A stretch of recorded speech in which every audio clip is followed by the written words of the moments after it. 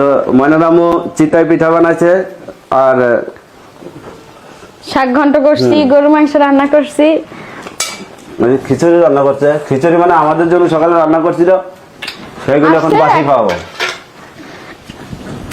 আমরা তো খাবার দিই না আজকে, হ্যাঁ গো বাসি খাওয়াবো। আপনি খান কিছু মানে আবার এই শাক শাক এদের কি বলে ঘন্ট। এই শাক ঘন্টটা আসলে টেস্ট হয়েছে, খুবই টেস্ট। আমাদের কাছে খুব প্রিয়, আপনাদের কাছে কেমন জানি না, আমাদের কাছে প্রিয়। আমি মাঝে মাঝে এটা তৈরি করে খাই, ভালো লাগে আমার কাছে। তো বন্ধুরা, আপনারা যারা এখনো ময়নারামুর হাতের রান্না খান নাই, সবার দাওয়াত থাকলো।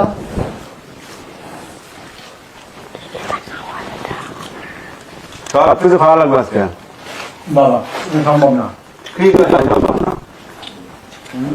এটা যথেষ্ট।